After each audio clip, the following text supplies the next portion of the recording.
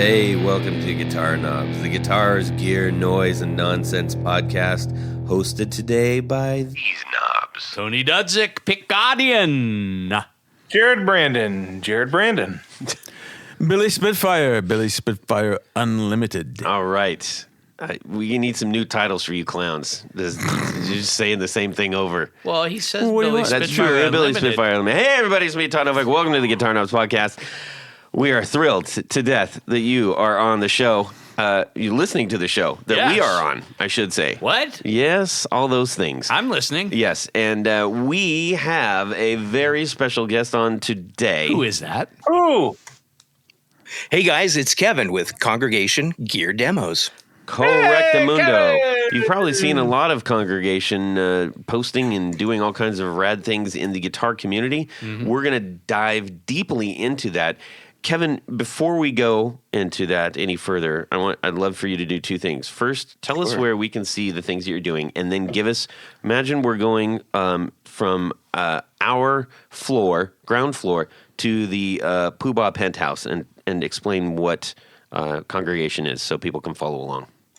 So you can find Congregation on Instagram. It would be Congregation Gear Demos.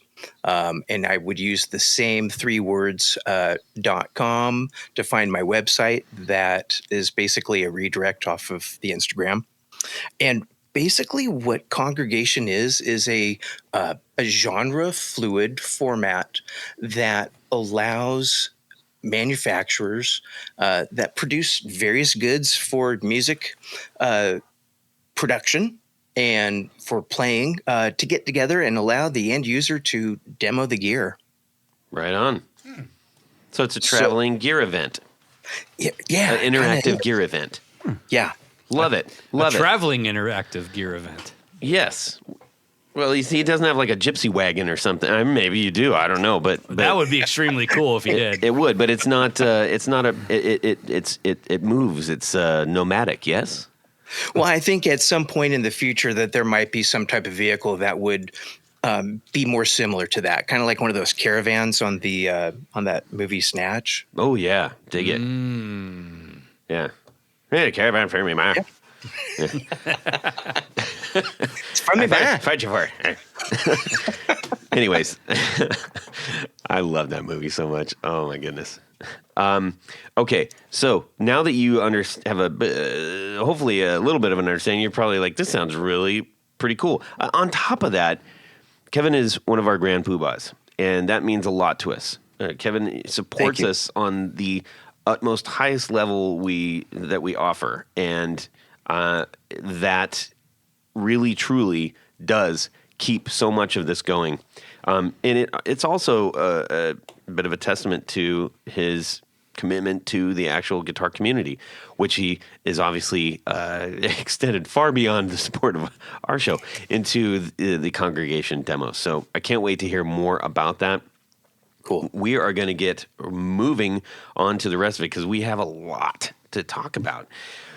First and foremost, we need to say thanks to Rode. That's right. We need to thank Rode Mics for taking care of our audio equipment over here. We really do appreciate it. And in fact, I was helping John out earlier with another podcaster that he happens to be working with and trying to determine, what kind of equipment might these people need. And I'm telling you, they have done such a great job, not just for podcasting, but like any kind of if you're doing demos, if you're creating your own content, whatever level you're doing that you need audio equipment, especially for the home DIY person, they have created some fantastic pieces of equipment and tools for that. So, Oh, yeah. I hear John's going to scrap that junky old 48-track board in there. oh, He's the Titan? Yeah, he's just gonna put a Rodecaster Pro in there. Yeah. That's what I heard. Can you imagine trying to buy? I mean, there can't be that many of them. I mean, that's a really, really nice, very expensive. It's a big old board. Yeah, it's a giant. The Titanic. Yeah. All right. Well, we need to move. We're going to just kind of shuffle off Mosey. the buffalo. Let's mosey. Oh, hey, by the way, I found out, Jared, you can either say, I confirm, or you can say I deny. But I got wind of, it was a little smelly, but I got wind nonetheless that we might be doing another guitar giveaway.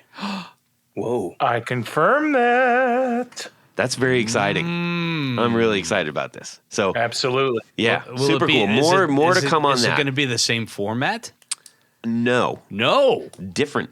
a different format. What do you mean? By format, what do you? There's a lot of different formats. Is that it a giveaway, or is it a raffle, or is it You're going to a? give it away to the raffle winner? Yes. Ah, clever. Yes. Clever. We're going to do that. It's going to be really great. Anyways, Cool. moving forward, using all my breath, let's find out what's going on in our music world this week. We're going to start out with the lovely, the beautiful, the elegant Tanya Bolonsky, and then we're going to check in with Kevin. Well, Todd, I really appreciate your compliments. It's a beautiful thing. So in my music world this week, so I don't know, a week or two ago, however long ago it was, we were talking about how Todd was helping me spend my money by suggesting that I buy this Union Jack Ricky style guitar. Yay. Well, as often happens, and I'll let everybody know, if you're ordering stuff on DHgate or AliExpress or any of those things, you got maybe a 50-50 chance of getting something that you order, because it's like the wild, wild west there. So the gentleman that I was working with on Wild this, Wild East, let's call well, it. I guess you would. That would certainly be more appropriate. It's Yes. west of here, but Yes. yeah, okay. The Wild It's West. east of here. DHgate. Well, if you go the other direction, Oh, I suppose so. Yeah. Keep anyway. walking long enough, Okay. you'll end it would up- be Yeah. faster to fly westward to China than it would eastward across Europe to China. Yes. Yes. Maybe equidistant. Regardless, That'd be interesting to find out. Billy, you're on it. Go. get on it, Billy. My turn? Yeah. No. Oh, no. Oh. We confused the bear. I thought you meant dig a hole to China. No. Well, you could Okay. do that Yeah. too. Okay, go. So anyhow, Physically impossible. If you're looking at to purchase any of these things, just be aware you got maybe a 50-50 chance of getting what you got or what you ordered. You seem to have a much better odds at that, though. Well, I maybe am I'm maybe 60-40. I've been lucky in some cases, but the gentleman I was working with on this kept begging for more time to make this. I said, okay, I'll give you another 30 days. 30 days came and went. I just said, hey, what's the story? And he says, oh, we're painting it right now. And I said, look, I gave you 60 days to get this to me. We're done. So, you can, and one of the nice things about this, working with either DHgate or AliExpress is if there's a problem and you don't get your thing and they don't ship it within said time frame, you get your money back. I didn't get mine back. Well, because Steve Reich won for me. Well, And 2 and 3. Well, I guess it's all in who you're dealing with. I guess so. Buy authentic. On the plus side, now you get this. This is the fastest guitar I've ever gotten from DHgate. Wait, so you did get it? So I didn't get this. The Union Jack is done. It's dead. Okay. It's dead to me. Yeah. Excuse me. So there is. In the meantime, I had ordered this other guitar because I had some coupons and all kinds of frequent flyer miles and stuff there. And it was a kind of a Ricky style, but it's a tuxedo. And a tuxedo Rick is usually a white body with black appointments. Okay, Plastic. yeah. So that's what's known in the biz. Right. Now, what was cool about this one is it had like a traditional It's like a F-hole. Paul Gilbert kind of vibe. Yeah, I Except guess. a Rick. Yeah, sort of. Yeah. And so get this.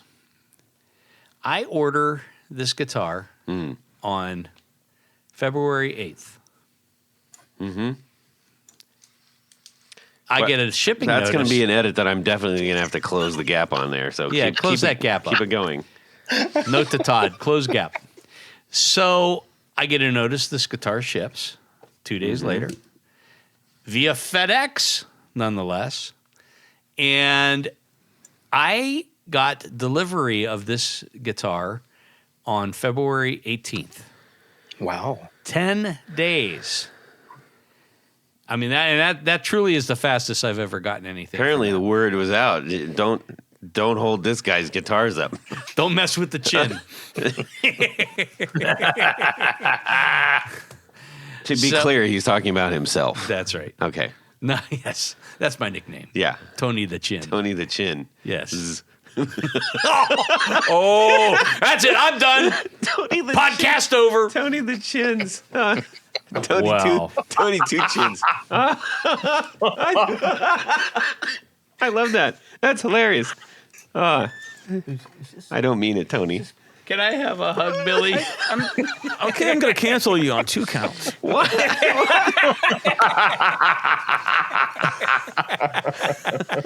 All right. So anyhow, the cool thing is I got this guitar. I still have to do some fret work on it. Changed out tuning machines, electronics, plastics. Yeah. And it's actually a pretty cool guitar. And so I'm happy. What part about it was it cool? Because you just replaced half of it. Well, I mean, that's kind of the way that it came, but I'm kind of a stickler about things. So that's so Cool. I like to change stuff out. Yeah, no, I understand. You know me. I know, man. I'm a customizer. I get it. Here, look at that. Yeah. That's rad. Okay, legit. That's rad. Oh, nice. Send that to me. I'll send it to Kevin. Okay. Oh, that's way cool. Wow. It's got big horns. Well, it's the right. I mean, it's Wow. a scale body. It's I like the, that. It's the old style F style F hole, Yeah. not the slash. Right. Huh. Far out. Is it Yeah. is it a shorter scale like Nope. a John Lennon one? No. Nope. It's like a Full scale, 24 wow. frets. Wow, that's cool. No dots on the fretboard. Yeah. Hey. You have to put your own. Well, they're on fill in the they're, dots. they're side dots. Instead of- That's all I right. need. Okay. Cool. Yeah, very cool. That's All right. my week. Kevin. Yeah. So I just finished up my Portland event, and that was 2 weeks ago. And I came home from that, and I got this new pedal I did a trade with, and it was one of those Chase Bliss. What's it called? The Generation Loss Mark II. Oh, cool. It's a really just unique pedal because it emulates a lot of different types of tape recorders and the sounds that those tape recorders have. And so I've been getting kind of lost playing with that, with a little reverb and some stuff like that. I've also been visiting a bunch of shops in the area with the pedal boards that I still have left over from the event. So I still have Jupiter Effects and Dunn and Pepper's pedals. Okay. Yeah. So I've been just running around and doing that and working on a couple new events, and got asked to do another event down in Portland. Like, they reached back out just the other day and said, hey, we want to keep this train rolling. And I figured, why not? So we'll keep that happening. And around here, I'm just strumming on the guitar and kind of playing some scales. And I'm in a condo, so I can't play anything loud. So I use my 2 Notes Cab M Plus, and just have a little pedal platform right there, and I can kind of strum and not interrupt what my wife's doing in the other room. Awesome. Yeah, Amazing. it's a lot of fun. Super cool. Super cool. Yeah. Let's see here. Billy. Yeah, so out of the blue, I saw an ad on, I don't know what it was, Facebook or Reverb or something. Local guy had a short scale Contessa bass. 4-string bass. It's made in Germany. Looks a lot like a Framus. Pieces and parts look like a Framus. It has a P bass pickup. And the thing is so good. I mean, it's amazing. What, you got it on Craigslist? Yeah, something like that. Yeah, it might have been Craigslist or something local. Yeah, yeah, yeah. But I picked it up on Sunday afternoon after it's like this guy. I don't know. He said he was in construction and he found it in the house that some guy died in. Whatever. It's probably stolen, whatever. But I got a deal on it, and I love it. Interesting. Red hot deal. Yeah. Cool. So that's the it's almost like that. What color is it? It's black. It's black. And Needs a gold sparkle pickguard then. Yeah, man. You know it does. it's got a Wrapping in fabric. white pick guard and P-bass pickup, just in the normal spot, angled the normal way. It's just straight across. It kind of looks like that's not the one, but that's a similar one. Is it like a jag front and a P-bass butt? Yeah. Okay. Yeah. It's offset. But it's got a flat bottom. Yeah, but the top, but the back end's not offset. Only the bottom, front. But the bottom. Yeah. Right. Cool. Yeah. Yeah, it's real comfortable to play. Bolt-on neck. It's got the wee little square bolt plate, Yeah. And it has the tuners are old style, the made in Germany kind of ones with an enclosed box, over it. And So apparently, according to what I've been able to read here, Framus did make Contessa basses. okay, there you go. Whoa. Yeah. That ups the ante, right? And here's the really cool thing about it. That I was surprised how straight the neck is, and if you look at the grain, it's totally perpendicular to the fretboard, and it runs all the way through. So I don't know if it's a sandwich of some sort. Oh. It could have been almost like a giant piece of plywood that's carved out, or it might just be really good grain. I mean, I don't know. It's just really cool. That's really neat, man. And so I'm going to bring it in next week. Good deal on it? Yeah. Yeah. Good. I always buy good. Yeah. I get you. But this is going to be a personal player for me because, it's nice and lightweight, but it's also really rock solid and rock loud. Like, awesome. It's tight. Very cool. Yeah. Jared. So this past weekend, I came up to Columbus to visit family and friends, and I stayed with Tony Bolonsky. So thank you, Tony, for letting me stay there. And You're always welcome, Jared. You know that. Good time. Didn't give me a hard time for farting in the guest room too much. Well, we did have to open the windows. It was a little chilly, but what are you going to do? You got to get that stink out. So spent some time at the old shop with Zach. He's bought my business, so it was really cool to hang out there for some hours, and actually had him make me some wide range and for a friend of mine. And I traded him in labor, so I helped him rewind some really old pickups. I believe they're what were they, Tony? What are they called? Those were they're like Dynasonics. Yeah. With the real pain in the butt. But you said those came out of a custom Custom guitar. Yes. So for those who aren't familiar with those, customs probably are more known for the amplifiers. The amps. Yeah. But they also had a line of guitars and basses that came out, and they're kind of, they got like a Rickenbacker sound hole on them. They're semi-hollow, and they're really cool guitars. If you find one, grab it, because the pickups alone are worth it, because they're true DeArmond. Yep. Dynasonics, similar to the ones that they made for Martin. They have kind of a funky cover on them, but I have the Pelham Blue bass. Oh, yes. Cool! Yeah. It sounds amazing. Yeah. So the Dynasonics were real Dynasonics. I was very familiar with the way they're made, but nonetheless, they're kind of a pain to repair. They pinch with a press or with pliers. They pinch the end of the screws, so you can't back them out all the way to repair the pickup. So you have to cut off the end of the screw. So, the other option would be to kind of rethread it, but you might not have enough space to do that. Yeah. So yeah, it was a huge help to Zach to get those done for him. And That's cool. You like the Zach's new place? yeah, and I've seen it before, but he's got it worn in now to where he's settled in and everything has its place, and it's way more neat than my old shop. I got to tell you, way more organized. You can find things. I don't buy that at all.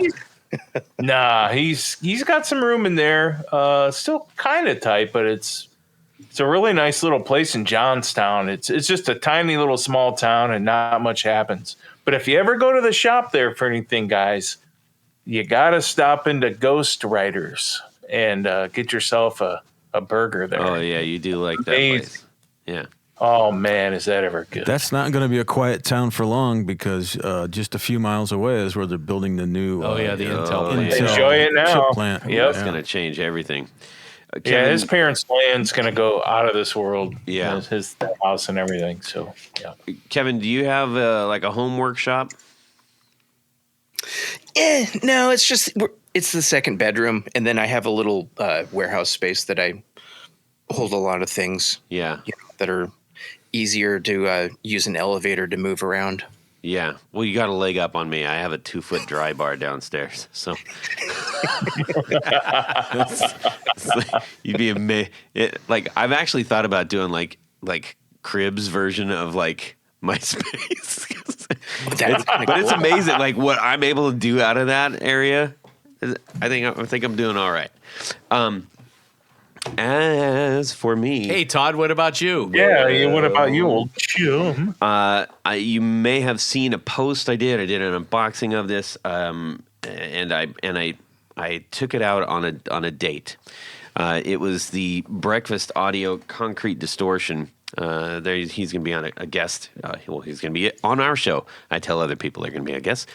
He's going to be on the show, and I met up with Tony and Jared for some killer breakfast at a place called Catalina's down here, which is really, really good and unique and interesting food. And it's appropriate because of the name of the pedal company. Indeed. And so we took a little snapshot of the Breakfast Audio pedal next to breakfast, ironically. Really, really cool pedals this dude's doing, especially this concrete distortion. Highly, highly recommend checking him out. Tony got a chance to use it. We'll get into it in depth when he gets on the show. Yeah. But first, your thumbs up. I give it a thumbs up. Yeah. It's a little on the harsh side for some people, but it's a cool pedal. Yeah. It's not a clean overdrive. No. No, it isn't. No. But I found some pretty awesome sounds coming out of that. And I really, really like the form factor. It's too cool. Yeah. Anyways. Hey, Todd. Yes, Tony. You mentioned that you like breakfast. I do like breakfast. And what goes better with breakfast than longer length cables? Exactly. I don't know where this is going, but you're right. I do have some longer length cables, specifically some longer length Tour Gear Designs cables. Yeah, and when you think of patch cables, you're thinking like 2-inch, the 3-inch, maybe a little 6-inch if you're getting like really crazy. But I actually have 18, and I think it's a 24. Huh. And you might say, what on earth would you need that for? What on earth would you need that for? Well, Tony, I'm here to tell you. Previously, I got that because I was doing like a Z. Running like a Z pattern on my the board. patented Z cable. Yeah, so it kind of went from like the top right all the way down to the bottom, or top left all the way down to the bottom right, and it needed a longer cable. Why did you do that? Well, because I make things complicated, but I stopped doing that. So I've been using the Amped 1. And trying to figure out how, what is this going to work best with. I was running it into the Marshall cabinet and I was running a loop so I could put my pedal board through. And guess what I had on hand? A 24-inch cable. And an 18-inch cable. And it worked perfect. It sat right next to it. I was able to create the loop. I was like, this is awesome. Thank you, Tour Gear Designs, for making those 2-length cables. That's smart. That's super right. smart. And easy. I didn't have big, bulky cable things all over the place. And Flat is great. Right, and I didn't have to run a whole bunch of extra length so that I'm, potentially losing sound out of that. Anyhow, it worked out great, and I was glad to have those on hand. You can get those things and other things like that at Tour Gear Designs, and once you get them in your cart, You know what? You type in the guitar knobs, and you're going to save an extra 10%. that is correct. On top of an right. already great price product. Yep. So go ahead and do that, and you're going to be happy, happy, happy. We also need to say thank you to said Tour Gear Designs for sponsoring our 4 on the Floor. Jared? Let me get a little bit of this. 1, 2, 3. 4 on the floor. All right. Kevin Brighton, Hey guys. give us your 4 on the floor. Well, I put a little thought into it, but I mean, it's pretty easy. Like the first one I would say is the Layla volume pedal. Out of all the volume pedals that I've tried over the years, I like the sweep of it. I like the way that it actually kills the sound when I want it dead. I have my volume pedal placed after my dirt, but before any time-based effects. So I can do those swells and I can let things just kind of decay on its own. Cool. What it about takes a the lot. what am I saying? The pedal travel. What the That sweep? the sweep? Yeah. Yeah. Or pedal travel if you're looking at it in a school book. Well, what I like about it is because I have a smaller foot and I'm short. I'm a shorter dude, and so it rocks just right for me, especially on the temple board that I have it sitting on. It's low profile, it's close to the ground, and it doesn't feel awkward for me. Some of the other ones, they're pitched a little different, and I feel like I kind of go over the cliff when I'm trying to get the toe down, if you know what I'm saying. I do. I gotcha. Now, was that frustrating for you to find out that the one that you really like is like the most expensive volume pedal out there? And it's one of the biggest ones too. Yeah, that was frustrating, but I run a buy and sell gear group on Facebook and was able to acquire one at a great deal. Scored a deal. I like that. Yeah. Perfect. Little inside job. Nice. How about the next thing on the block? Number 2, it's going to be Spun Loud Effects, the Litigator. Yeah. It's a mild overdrive. It's kind of based off of a bluesbreaker style sound, not necessarily a bluesbreaker pedal, but the nod in the name has to do with it being kind of a blues lawyer kind of Right. pedal. Yeah. And I like I'm doing it. a demo on a 1 minute wonder on that pretty soon here. Are you really? Yeah. I mean, it's just a minute, so don't lose your shirt or anything. No, Dan's a great guy. He is. And, He's super good. and he's just up the street in Bellingham. So I mean, he's like hour and a half away from me, and he helps me do my press releases for my events. That's cool. You live Yeah. on a long street. Yeah. So, yeah, I think he's working on some new stuff too, which I'm really excited about. Yeah, we're going to see something beginning of March, it looks like. Awesome. Yeah. Now, okay, let me ask you about that because I'm actually running a blues breaker based pedal on my board currently, at least from the last gig. That'll probably change, but who Is that knows? the one up on the top right? No, that is actually that is also kind of that. So technically, it might be 2 because I have a Morning Glory, and then I also have the. It's sort of like a hot rodded blues breaker from Critter. Do you like to run yours before or after in your gain staging? I like it first. I like it in the beginning stages. Just I'm more of like a on the edge of breakup kind of clean tone person. And that kind of gets me just right past that, and then I can stack a fuzz or a drive pedal on top of that, and just get a little more of that mid harmonic richness that Yeah. it provides. Yeah, for sure. Cool. Okay. Yeah. Number 3. Hey, Number I have a 3. Oh, question. yes. Wait, I have Billy's a got a question. question. I have a Question question. down Quick in front. question. Quick Let's get the question. microphone to this gentleman. Yeah. I have an original Marshall Bluesbreaker pedal with the in the black box. Oh, holy crap. Right. But In the box? But I mean, not in the box. I mean, Oh. in the the black. Yep. The form, OG one. Yeah. But it kind of wigged out. You still get a wee little bit of a signal. Do you know anybody that repairs those, or who out there? I'll buy it off you. $20 trade. Cheap. Want to trade? Okay.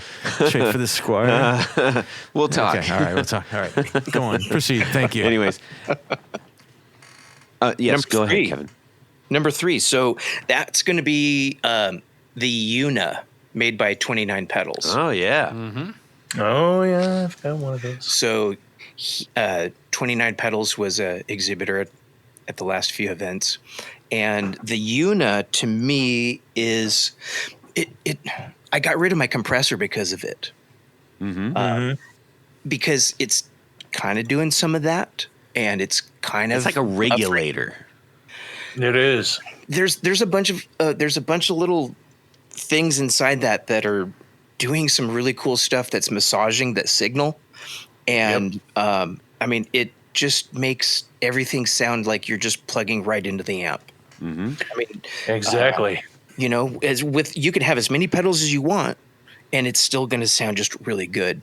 And I can never find like the perfect combination of those 3 dip switches that kind of buck and boost any of the different frequencies. I just like playing with it, and I'm always happy with the sound that I get with that pedal. I have that pedal as well, and what it's done for me is it made my vintage pedals more useful, especially the phasers. When you plug a phaser in and you don't have that Una, it just, to me, it puts a blanket over the tone. It really darkens the tone. But when you use that Una, it's like, oh my gosh, this is what I think it really should sound like, and it. Yeah, I'm a true believer in that pedal too. That thing's almost always on. Seriously. Well, and it's great. You can kind of use it as a gain stage in a sense, or as a way to provide a little more depth to what you're playing. Yeah.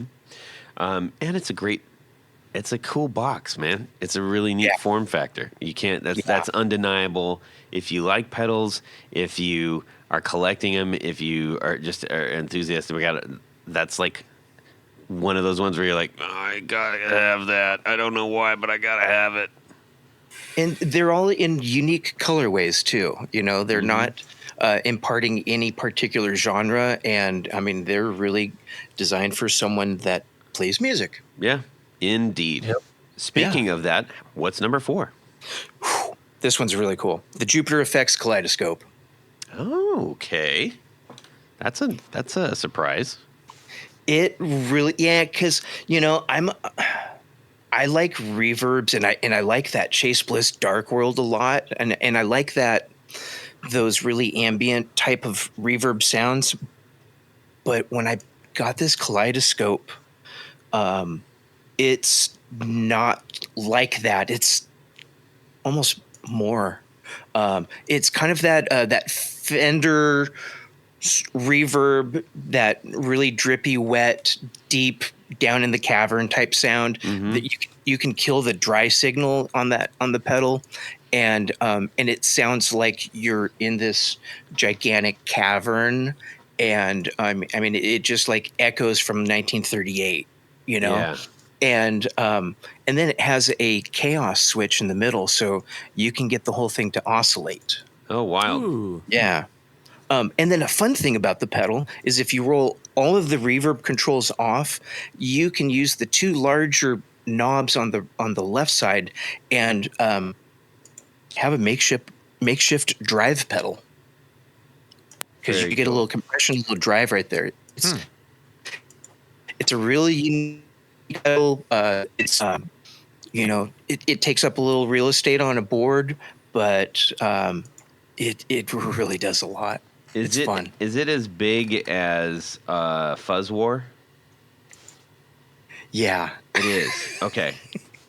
Yeah. I'm trying to remember the name of that one. But yeah. So there's like the Kaleidoscope and the Fernway and the Catastrophe and the Super Weirdo and the Warlow. Those are all the big form factor boxes he has. right. There's something cool about when you get a big box. You're like, ooh, yeah. I don't know why. It's that kind of extra cool it's because it's just silly and big, and why not, right? Well, and you know what I have to do at that point, Todd, is I have to get my Tour Gear Designs S-shaped cables to accommodate that larger box and putting it next to a smaller box. That's right. Are correct. That will do it. Yeah. And let's see. Those are ranging in price quite a bit right now. I'm looking at three. One is at $190, one is at $250, one is at $330, and one is at $500. So for what? The Kaleidoscope? For the Kaleidoscope. So it's a crapshoot. Hope you win out there.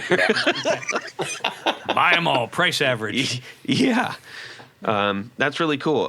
I should. You know what? I'm going to try to get them on the old show there. Why not? Why not? I need to do that. Huh. Okay, cool. That I sounds can like send you those pedals too. So sorry. I can send you a pedal board with all that stuff on it if you want. Well, I could just send you the 4 on the floor and let you guys just play with it. Let's talk. We'll talk. All right. Cool. I'll have my people come talk to you. People will do some things. Okay. Yeah. No, I like what you're doing with that setup. That sounds really yeah. This is how congregation started. I get it. I actually just did that with Joey Callio out in California from Seven Horse. Anyhow, so here's something new, everybody. Here's something new. This is, remember that little thing we did? I think it was an episode or two ago. Mark Paget gave us this great idea. He wanted to know what people's dirty little secrets are. Okay? Now, this is something that is like the tip that you figured out when you were like, okay, this is the thing that maybe not everybody knows that I figured out or that I do. Maybe it's my special thing that I end up doing. I run an EP boost on the front and the back, so whatever. It could be anything like that. But what is a dirty little secret that you can share with everyone right now? So a dirty little secret for me would be 2 compressors, one at the beginning of your signal chain and one at the end of your dirt. And you have them set up completely separate. You have the first one set up so that way it's really just clamping down on that signal and giving your pedals a really consistent signal. And then the second one, you have it set up with a lower ratio and a quicker attack, but you'll set it so the sustain goes forever. So you can really just kind of hold a note for 3-4 minutes. That sounds pretty cool. Wow, very cool. Billy, yeah. Are you hip to this? No. The compressor at the front and the compressor at the back. Both, yeah. After the drive. Yeah. Yeah, it's totally different effects. Yeah. So that's cool. Have you ever tried that? I know you've messed around with a lot of stuff. I put some of which are pedals.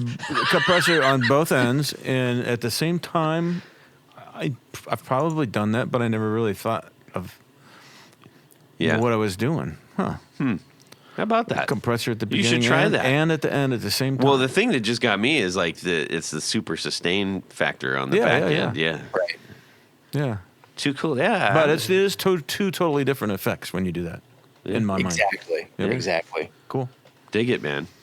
Well, thank you for sharing that dirty little secret. We didn't do a jingle for it. We'll come up with one at some point in time. And now, onward and upward to the meat of what we're doing. The main course, if you will. The second trip to the buffet table. That's me. Or third.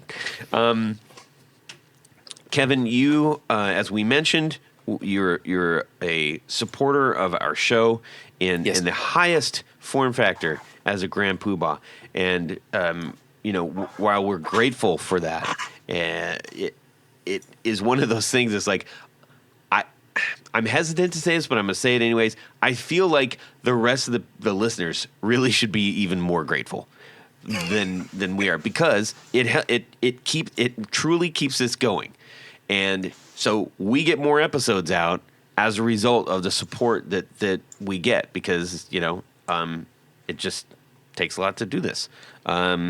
Anyways, so I wanted to acknowledge that and say thank you so much. I also wanted to find out what we'll kind of get this part sort of out of the way and get on to your good stuff. But I wanted to find out, like, what pulled you in? So I came across you guys probably about 2019. I was working indoors as an electrician and was needing some new content and was kind of searching through podcasts, and that was new to me. And I started looking for guitars, and you guys were one of the first ones that came up. And I think within the first 5-10 minutes of the episode, I was hooked and decided I just wanted to continue. And I appreciate the value that you guys bring to everyone with the podcast, whether it's the information that you're providing on a basic level, or when you kind of go out in the weeds on things. There's something for everyone with what you guys do, and that's why I'm here supporting you. Well, I certainly do appreciate that. And you hit on something that is important to us early on when we were developing this, is we want to make sure that, if you just got your first guitar from Oakland Guitars, you got your photo taken, now you got a guitar, how do you like jump into the deep end of the guitar world without feeling completely alienated? And also, if you've been doing this as long as Tony or Billy have, how do you stay interested? So yeah, you need inspiration. Yeah. And fortunately, we are able to do that. And that's mostly from the people that are coming on the show. They keep us interested. So, keep building things out there, ladies and gentlemen. And if you're thinking about it and you're inspired, go build something, and just do it. That's all. Yeah.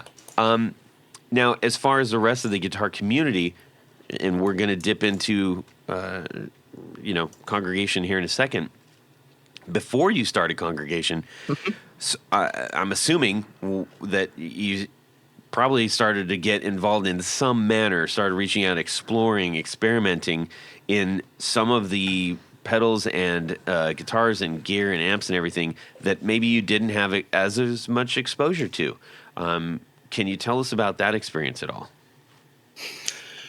So, I manage an online group called Pedal Boards of Actual Doom, and really got a lot of exposure with just all these different manufacturers that, one, you didn't see in the magazines. Mm-hmm. Two, they might be very obscure and not online, or limited online presence. Being involved in a group like that, you get a lot of exposure to some pretty interesting things. It's. I've been involved with that group for a couple of years, and that's what's going on there. Cool. Yeah. You mentioned Doom. Yep. So I know. So you just I catch you in this because I've seen a couple other things that you're doing, and there's you like the clean thing, but you also like the Doom stuff. So walk us through that. So, well, like for me, if we're talking in the context of the Doom thing, a lot of that has to do with the artistic value of of the drone, where maybe you're coming back to one note and you're playing off of that, or the context of where you let a saturated chord resonate for several minutes at a time. It's those lower frequencies. It's something about those vibrations that really I get. If that makes sense. No, I do. I totally understand that. Like my wife and I took her to her first son concert a couple weeks ago. Oh, and yeah. and give those who don't know what Sun is, explain this a little bit. So Sun is, in this context, was a two-piece performance, two guitar players that have their instruments tuned down in the A tuning, and each guitar player is roughly playing through about 1,500 watts of amplification. Right. And so those strings are like coaxial cables. Yeah. And they have certain effects that allow for that sound to just kind of take its own place in the whole room. And we were sitting in the balcony, so like the whole place is just vibrating. And Sun's one of those kind of bands, like, I get pleasantly nauseous from listening to it because it's just the music consumes you. So like if one of the listeners is like, oh, I've listened to a Sun album and they're not that big of a thing. It's like the albums are just kind of capturing the art of what they're trying to do. It's really, you got to go and be there. It's like taking a snapshot of the Grand Canyon versus standing at the rim of the Grand Canyon. Yeah, it's a very massive sound bath. Sound bath.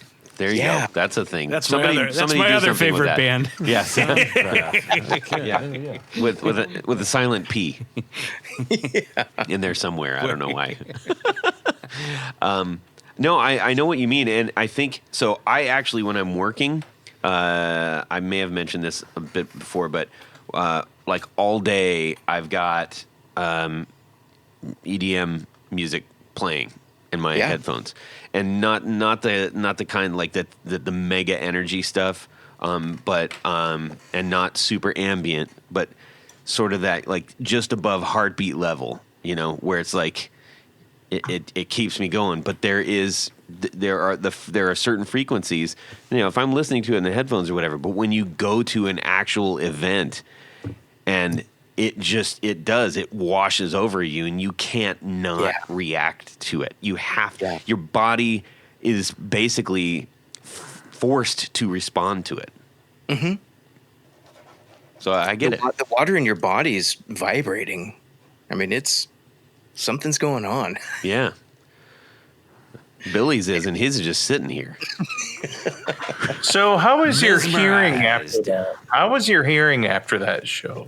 Well, I have musician style earplugs, the ones that attenuate like 30 dB. So they're custom molded. I got the little head strap for them and everything. So I was fine. But my wife has just the a popular brand that you can see advertised on social media a lot, that provided some relief. Eargasm? Yeah. That's what I use it like rehearsal. I mean, they're good. They are good. They are. But I mean, they're just no defense against something like a weird hat. No defense against like 2-story tall Atlas cabinets. Yeah, I I hear you. Well, cool. Thank you for that deep dive into the doom. It's something that every once in a while comes up, and I don't know that any of us are sitting squarely in the world of deep knowledge of that, but on the outskirts, yes. So thank you for that. Absolutely. Sure. Let's talk about congregation. Cool. It is I think it's a great thing for the guitar community, and I believe that we'll start to see more of these come up. I'm preempting as though everybody knows what's going on, but why don't you take us through what? First of all, can you identify like the moment you said, "I think I should do this"? Yeah, that. So I went to an event that was showcasing music equipment, and this was at a music venue in Seattle, and they had a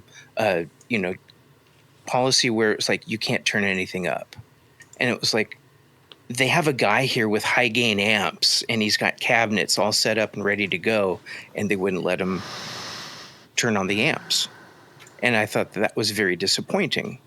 And so I went home and started making some calls, and the recording studio that's just up the street from me agreed to let me use their live room and the recording studio. And the recording studio has a few ISO booths, so I could put some full stacks on one side, I could put a combo over on the other side, and then we had Science of Sound doing a podcast in the control room. And so I started with that, and I cobbled a bunch of people together, and I got my pedal board together and a handful of pedals from Spun Loud and Foul Sounds. I had some cabinets, and I brought in a couple guitars for people to play, and let this Dylan Benedict from Benedict Amplification bring all of his stuff up, and we got to try it all out. So that is really where it all started. And I went home from that event and was just still feeling it. And the next morning I just got on the laptop and fired off like a million emails, and whoever responded, that was going to be Congregation Seattle. And that was my event that I did in September. And where did Congregation come from? That came from the idea of me. Well, okay, so I have to start out by saying Black Mass is already taken by the Church of Satan, and because I was kind of I had just taken a drink right there. That almost ended up all over the microphone.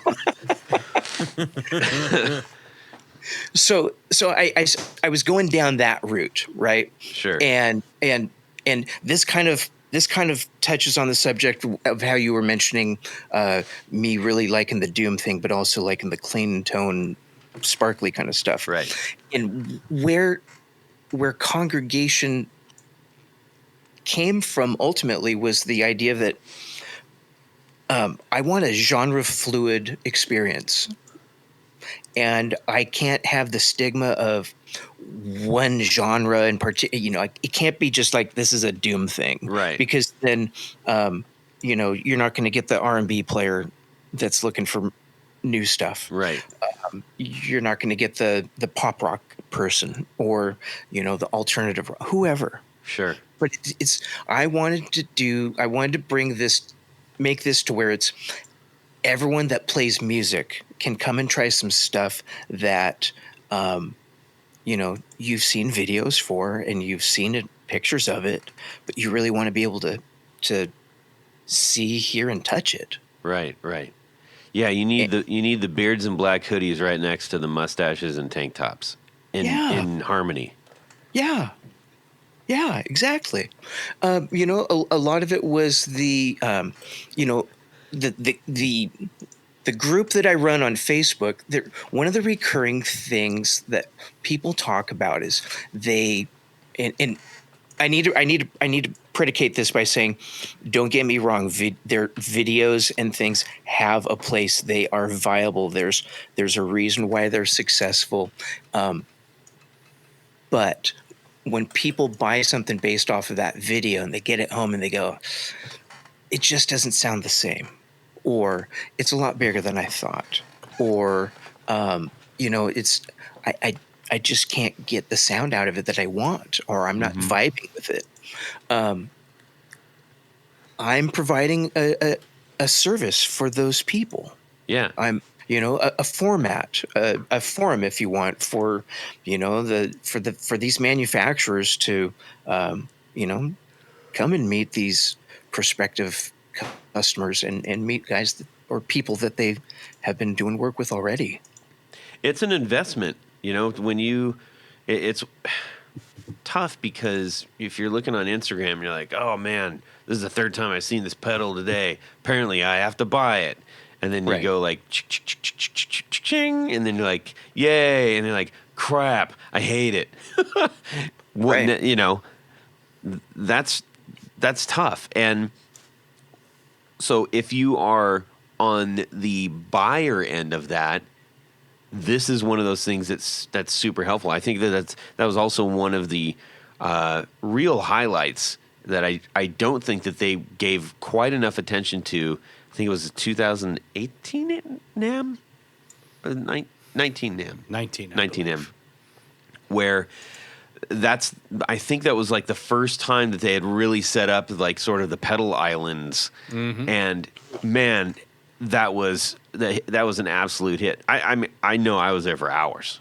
Hours. Yeah, we kept coming back to find you. Yeah, and not because it was a novelty, is because it made sense, and it was the only way to really have an experience with those things, especially in a noisy place like NAMM, but also because there's not a lot of people that are going to raise their hand that says, hey, who wants to go down to the guitar store, you plug in whatever you want, plug in and have a go for a half an hour or so and try out like 10 pedals. Right. People don't want to do that. No. It just is not a practical thing. And especially in the world of, how many guitar players does it take to screw in a light bulb kind of, world. So I love this idea, but maybe even more important, the builders, you're removing a huge barrier for builders to get these pedals and guitars and amps in front of people to experience them, but also, in many cases, I would assume, to meet the person who's behind it.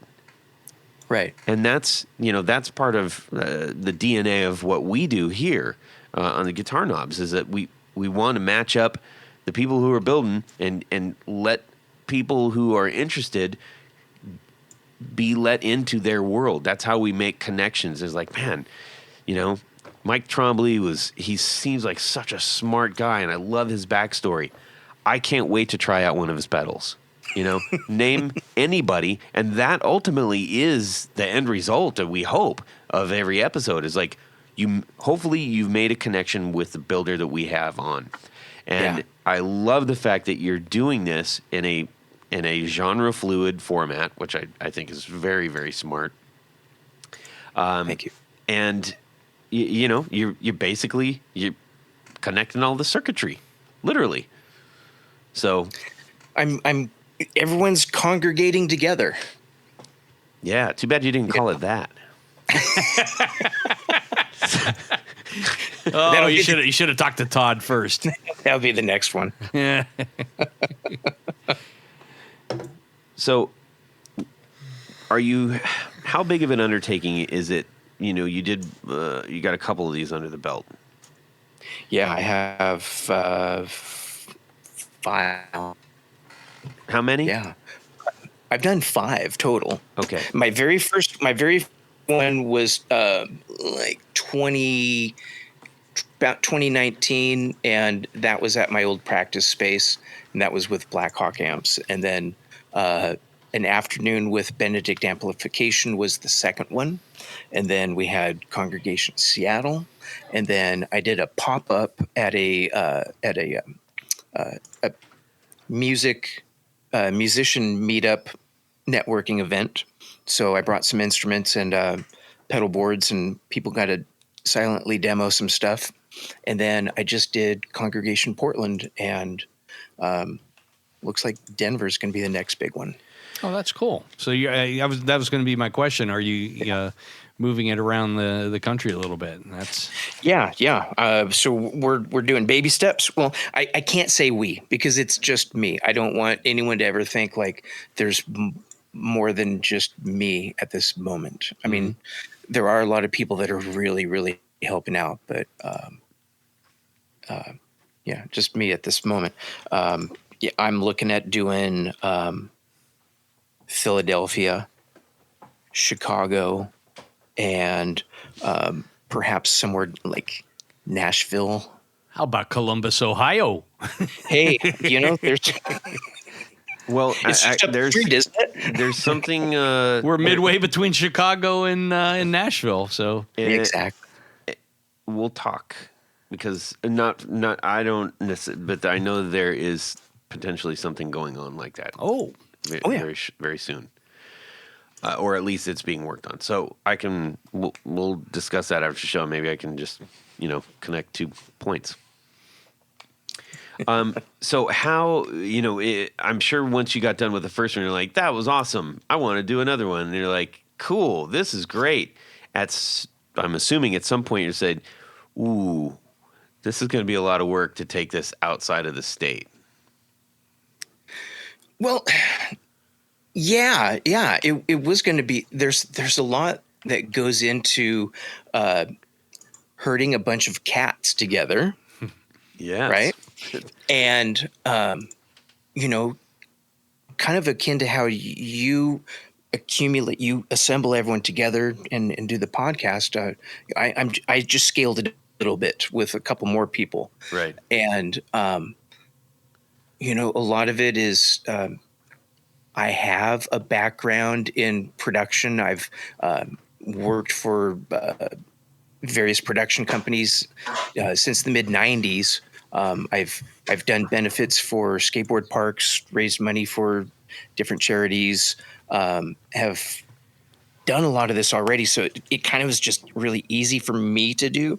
Right. The hard part at the beginning was asking for help, and then once I got over that barrier, then it's like, now I got to start just, clawing away at finding all the things that I need to have an event where I don't have to worry about cables, or I don't have to worry about headphones. I don't have to worry about, do they have power, and do they need internet for their tablet? And, Right. Are these two manufacturers, pedal makers, at odds with each other? I don't, Right. So there's a lot of those little things that go into it. This Portland one, my wife and I had made a trip down in advance to go check out the space, and it was at a canning facility for a brewery, and it was a great backdrop. And we went and checked it out in advance. That way I could figure out where are all the outlets, because I'm going to need power for 12 different tables, and everyone's going to have amps and pedal boards and stuff, and I can't just overload one circuit. Right. So that's the electrician in me looking for that kind of stuff. And then once, it's kind of difficult, it's because you don't hear from everyone. Then all of a sudden everything just hits at once, and you're getting all this stuff coming in, and now you have to, like this last time I built out 5 different pedal boards, and I got cables from Tour Gear Designs like at the last second. I honestly thought that that the cables were not going to arrive on time, and they were very prompt in making sure that the tracking information was updated and correct, and they took care of me. And I built all these boards out and loaded them up, and we drove down to Portland and had a great event. That's Nice. cool.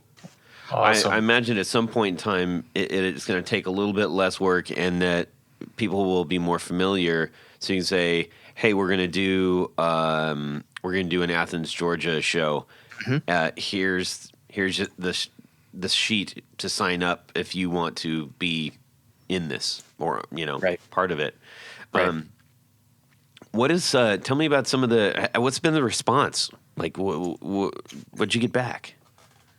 So like with the response overall is really cool. Everyone's thankful for having all of these brands together, first and foremost. And then they're thankful that they get to try this stuff out. There's no pressure. It's no forced sales. It's people just hanging out. The last event, I could have spread it out. I had a lot of room, but I kind of clogged everything together inadvertently. And one of the things that I really picked up from a lot of people is the idea of having a clinic or a master class or some type of in-person demo. And so those are things that I'm really trying to figure out, like, what's the best way to do this. And I have people saying, hey, we could do a pedal building class, or I'm working with a record label now, and we're trying to coordinate having bands that are endorsed by the brands that are exhibiting, having those bands play that night. So trying to find ways to draw more people, and really listen to what, the things that people are wanting at these events. And, I'm going to bring more gear because they definitely want that. Mm-hmm. But I think having like a 101 kind of class, or, maybe having like Tony there cutting pick guards for someone, that kind of thing. Those are ideas, but, it's stuff that can happen. Like, really anything can happen. I could do coffee tastings. I could have, tamale contest. Yeah, you Hot get your dog. cat fight coffee from AC Slade. Yeah. Yay! Yeah. Yeah, very cool, very cool. So, as far as the, I guess, end game, do you have?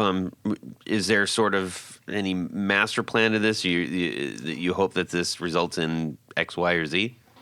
Yeah, my goal really is for me to hang my bags up as an electrician. There you go. I mean, I would like this to turn into that gig where all I'm doing is, I guess, representing these brands, and, like we were talking earlier, throwing everything in a trailer and going to the next town and, setting up a table somewhere and doing this kind of thing. Yeah. I'd like to have a place in Seattle, more in the Music Central District area, and that's kind of more of the Ballard Fremont area of Seattle. And I'd like to have a boutique in a sense where, like, Brick you and can mortar, come there. Yeah, well, I don't want it to be a store. I want it to be like No where- brick and mortar. well, no, I want it to be like where you show up and you can try some stuff out, and then and it's more of like a I mean, when I say boutique, I'm thinking, like, you can come and try the stuff, but then you got to get it from the manufacturer. I don't stock anything there. I don't do any of that stuff. Yeah, I have it all set up, and then I get the kickback. yeah, I gotcha. I'm tracking. And if I have enough of those brands, everything's taken care of and everyone's happy. Well, fortunately, there are a lot of brands and fantastic pedal builders and fantastic guitar builders and fantastic amplifier builders. So I think it's only going to grow in popularity once you as you keep doing this. Yeah. Slap yeah. a QR code on everything and refer it That's over what- to the yeah, manufacturers. Yeah. We've been doing that. Yeah, that's cool. I use those Popple tap cards. Yeah. Nice. Which is it's great because I can just run around with that and send everyone to the manufacturer just right from there. Indeed. Yeah, those things are fantastic. Yeah. Let's see. You're here. you're kind of like Johnny Appleseed, Yes. you know, Yes. Yeah. just planting trees as you go along, as you go. Hey, across I got across something the for you. country. I have something for you. Yeah, you're right. Yeah, far out. Nice job. So, Kevin, what kind of equipment are you using to help people either do this silently or through, larger amplifiers? I think you mentioned some places you have ISO booths and things like that. Yeah. So I'm partnered with Two Notes Audio Engineering, and they've provided me with some equipment that have allowed me to do both. I have the silent demo stations, and I can also do a interactive sound room where you can kind of crank stuff up. The Portland event, because it was in a restaurant, it was a silent demo only. So we had amplifier manufacturers there, and they were using the Two Notes captors, and then some of the other pedal board manufacturer or the pedal manufacturers, I had the Cab M Plus for those, and both of them use headphones, and both of them use the same type of IRs. And what I did for all of the units is I set up the same IRs in each device. So it didn't matter which station you were at, didn't matter which manufacturer you were trying out the equipment. You had a Marshall 412, you had a Fender 212, you had a bass cabinet, you had a 112. I think I had a Mesa and an orange cabinet also. So it kind of got the spectrum of tones that people are familiar with. Mm-hmm. And what that does for me is provide a level playing field for every manufacturer to have that same sound. And that's one of those things that I'm wanting to work with manufacturers on, is doing demos on the videos where they're using these devices and using those IRs, so the end user can come home and plug into that same device and get the same sound. Yeah, that makes perfect sense. Yeah. So the Portland event was a silent one, and I'm also able to do a more interactive experience, like we did at the Seattle event, where we had two separate rooms that were apart from each other. One, was just headphones only, and you could talk in there, and but the other room we had 5 full stacks, and there were amps of various wattages ranging from 50 up to 300.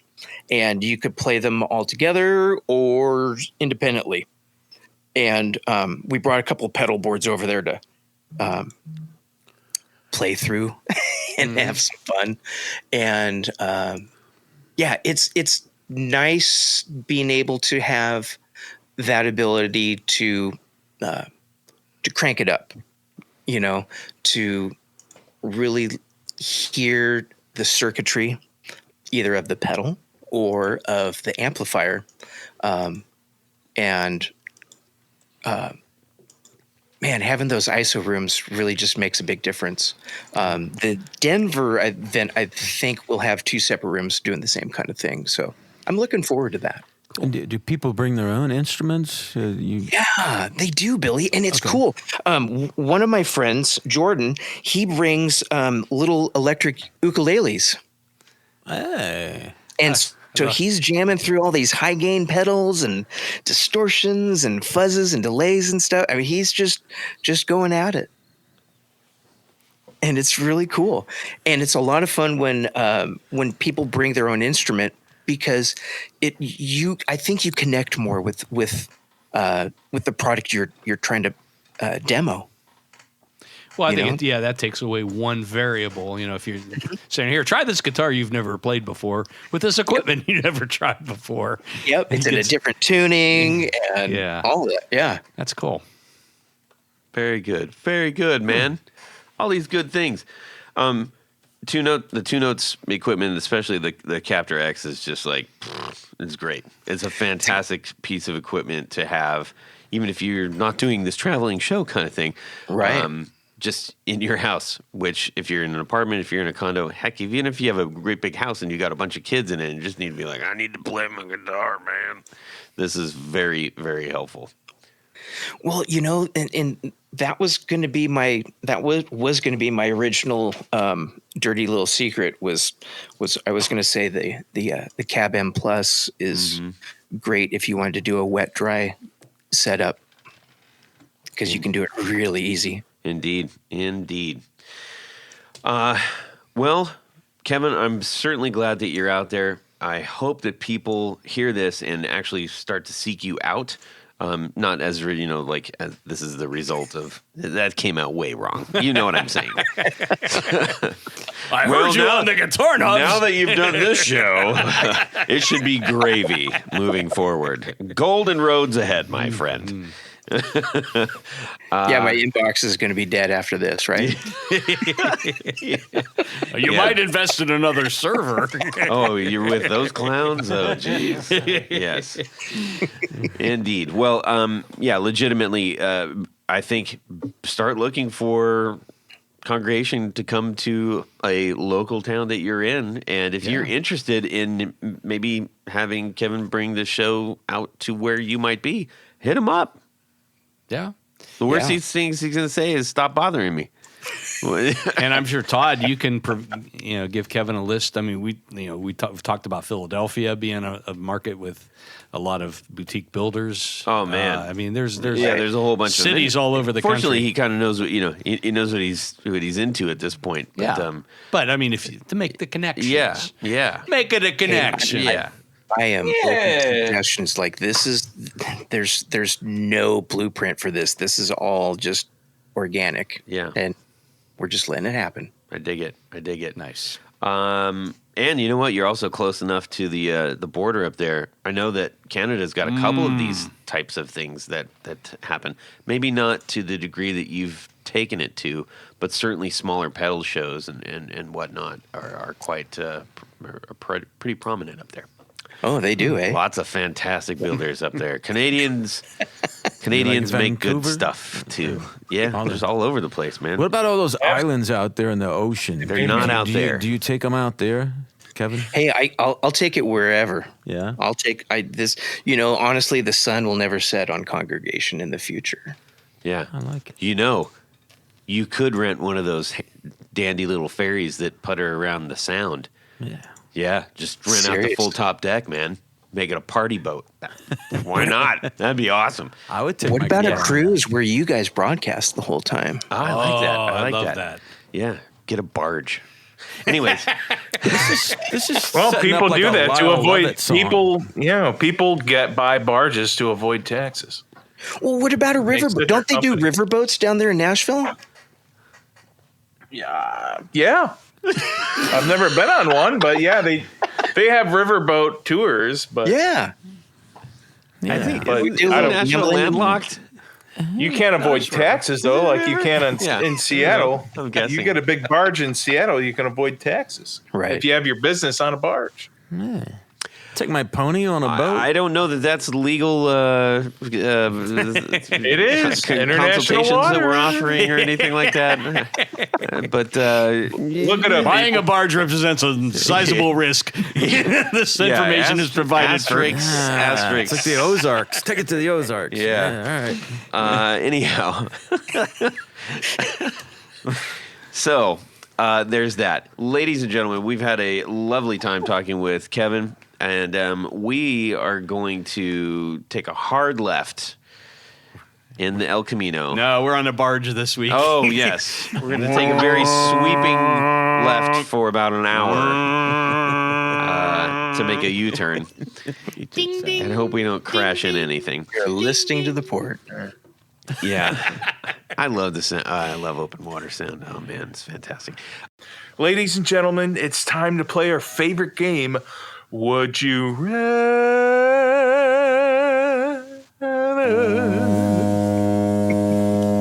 So you're walking down the street and you've got this brand new to you guitar, but it was given to you by your friend Malcolm. What you have is his Gretsch with the one single bridge pickup in it. He gave it to you because you're best friends, and you have it. It's one of the most recognizable guitars in rock and roll. It's among them anyway. But then So you're referring to Malcolm Young from AC/DC, is this correct? Yes. And you're referring to his highly modified Jet Firebird, which now has a single pickup. Yeah, it's like natural color, right? Yep. And yeah, so you have that, but you come across this shop. You walk into the shop and you've never seen it before. It's like brand new, but even though it kind of looks like it's been there for a while, it's kind of weird. And this old guy, he says, listen, I've got this magic fabric.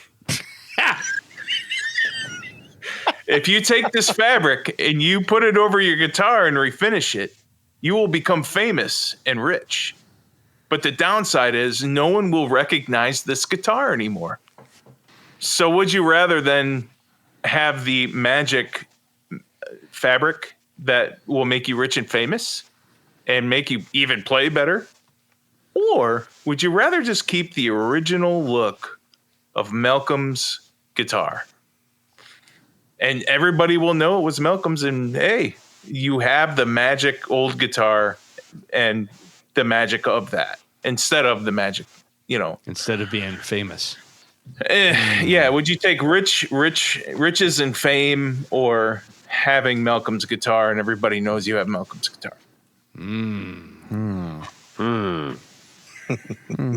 Kevin, you want to grunt? Yeah. Good. All right. Good. Well played. All right. Is this the leggy, same guy? lovely Tanya is going. The stumpy. So is this the same guy that was trying to trade magic beans for a cow? Yeah. Ah. No, he's a guy with the Wookiees or not Wookiees, but the Gremlins. Where is this going? Don't get him wet. Don't get him wet. That's right. Yeah. And don't feed him after midnight. dark. Okay. Anyways. Oh. All right.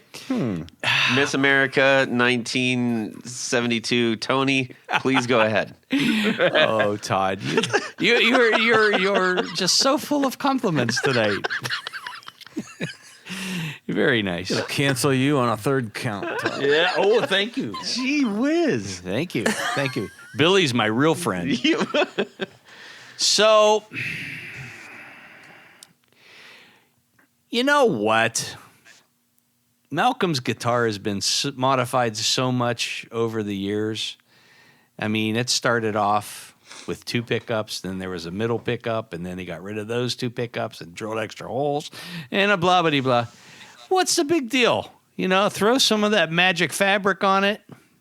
I'll take being rich and famous. Oh, man. I'm taking it. Nice. That's my final answer. All right. All right. I got an answer. Billy? I got an answer because Malcolm's guitar is one thing I can't acquire on my own. But riches you and do in this situation. Riches and fame, though, I can do that on my own. Oh, yeah. So I'm going to take Malcolm's guitar as is. Okay. Nice. Jared? Definitely just going to leave the guitar alone and pass up fame and fortune. Yeah, I enjoy my privacy. So, yeah, that was easy for me. Yeah. I'll just take the guitar because when I'm dead, it doesn't matter anyway. So, Uh-huh. Okay. Kevin? I don't know. I don't want to be famous. Yeah, just only on podcasts. Yeah. Okay. I'm not. But. Kevin. Yeah. Hey, I put a lot of thought into this, and that thing has some serious patina on it. The sweat, the cigarette smoke, the spilled beers, and however many cups of tea he's probably dumped all over that thing too. Right? Yeah. I want it as it is because I think it's just having it sitting in the room. It's gonna impart that odor, stimulate the olfactory senses. Yeah. I like it as it is. I got a bass I can sell you.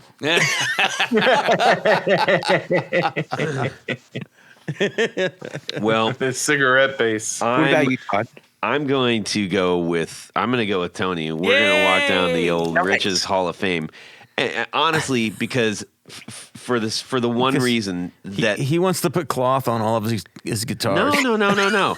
I like the idea of the magic cloth, but that would allow me to do like even more awesomer things for like our little community at large, the show, do more fantastic, amazing giveaways and all kinds of stuff. That's what I would do. So and I would Malcolm hang would out. approve, right? Then I could actually do this full time. That would be great. Yeah. Malcolm would approve of that, I think. I think so too. I think so. Okay. Yeah. Rest in peace. Yes. I like it.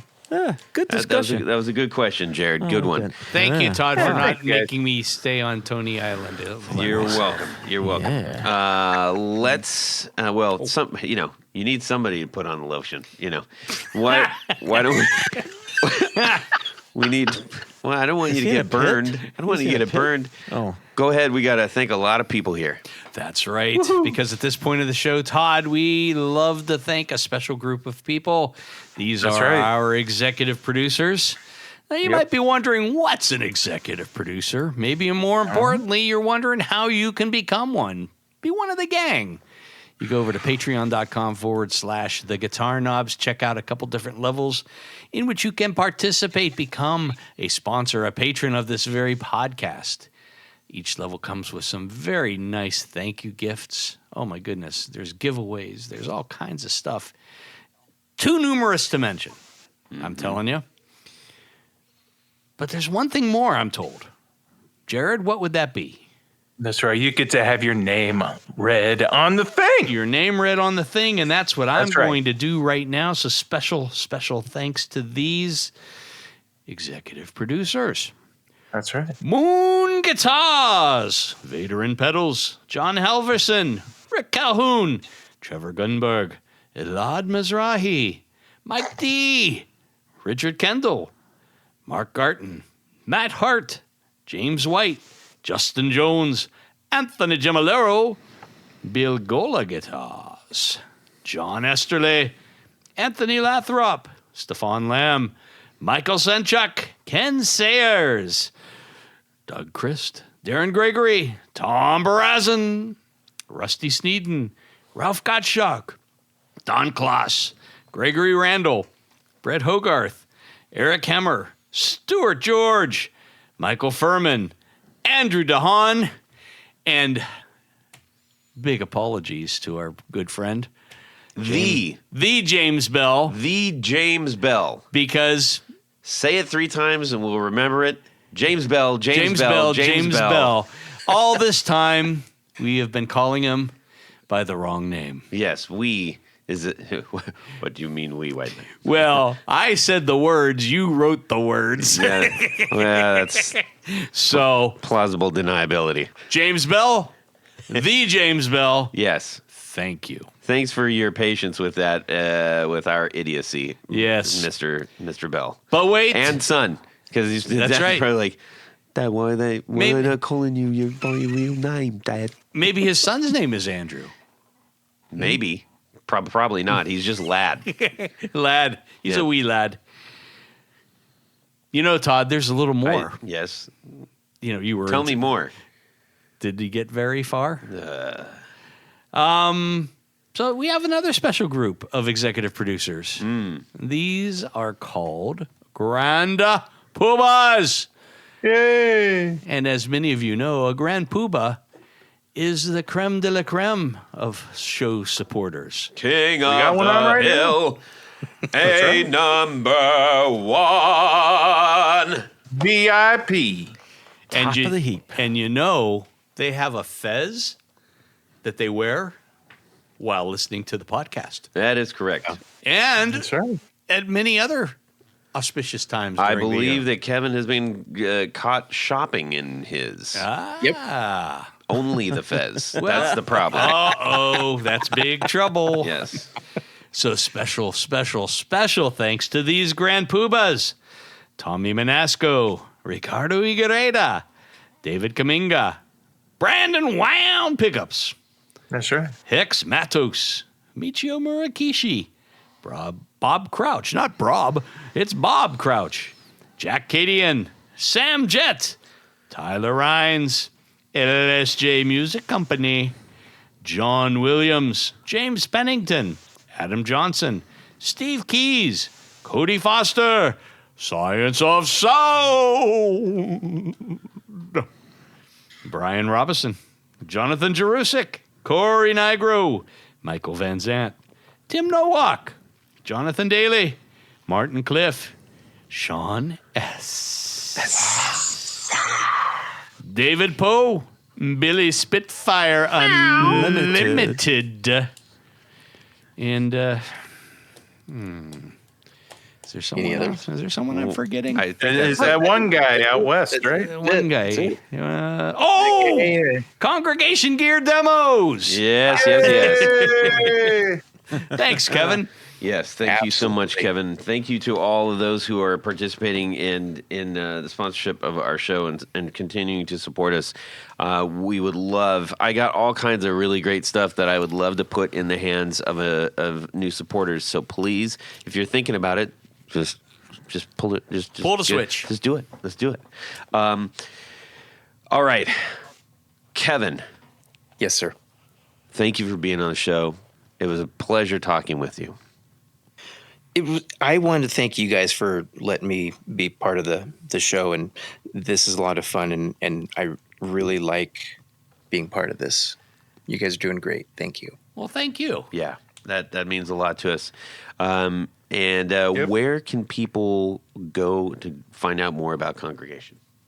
Man, the easiest place is Instagram, and it's Congregation Gear Demos, or my website's www.congregationgeardemos.com. Right on.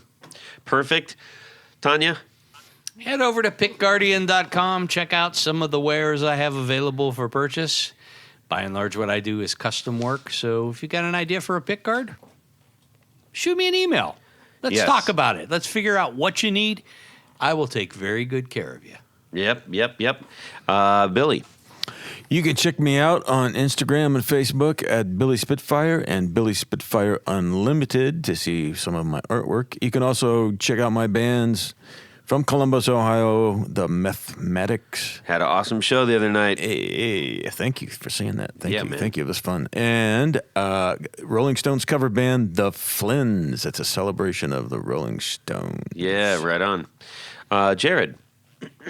You can get a hold of me if you want to talk about pickups or guitars or whatever you want to talk about. Jared.allen.brandon on the old Instagram. Ask him anything you want about everything that's coming soon in Gibson.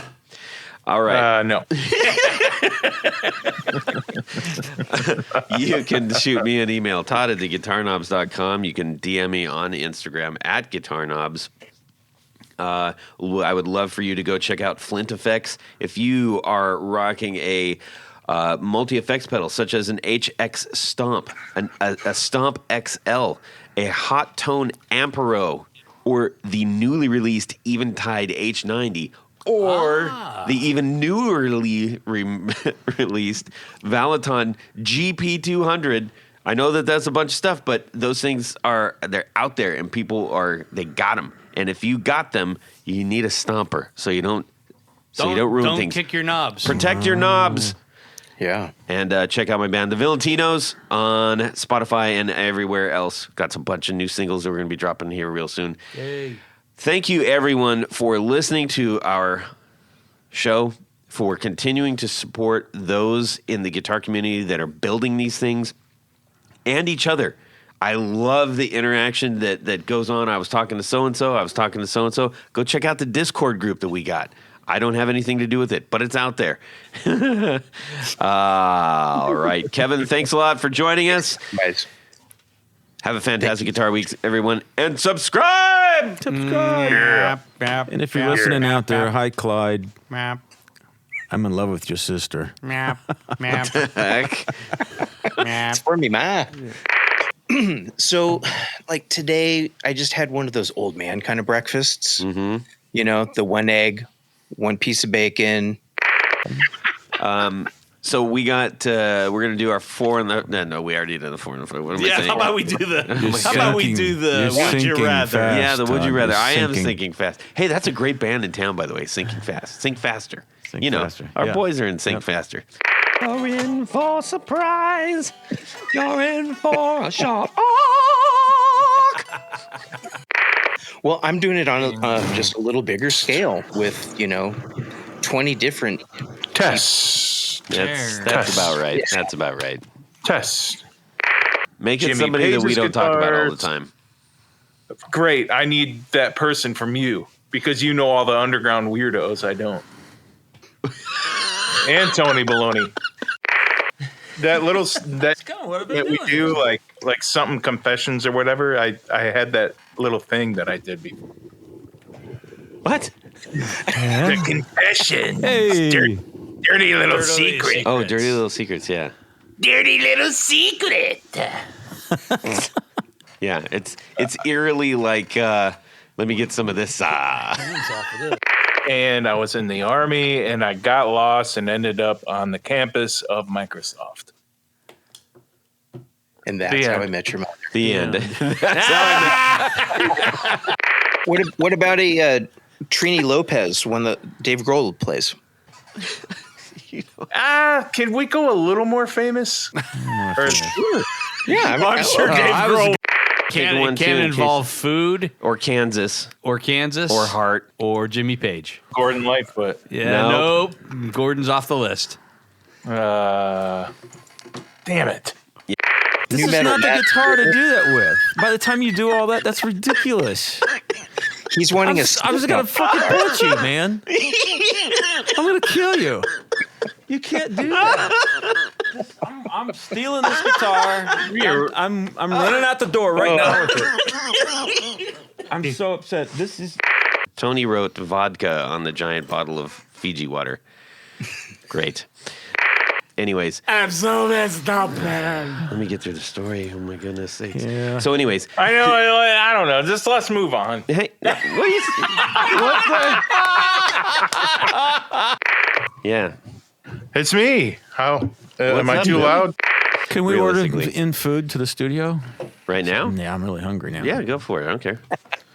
Wait. Not. What? Wait. No, hang on. Hang on. Hang on. I'd like some snacks. No snacks. No snacks. And away we go. Well, that's it for these knobs. Please visit our Patreon page at patreon.com/theguitarknobs. Visit our website at theguitarknobs.com for all of our past episodes, 4 on the Floor blog, and other good stuff. You can connect with us on social too at our Facebook page and share your gear and stories on our Facebook group. Also, be sure to check out our Instagram at Guitar Knobs. Catch you next time.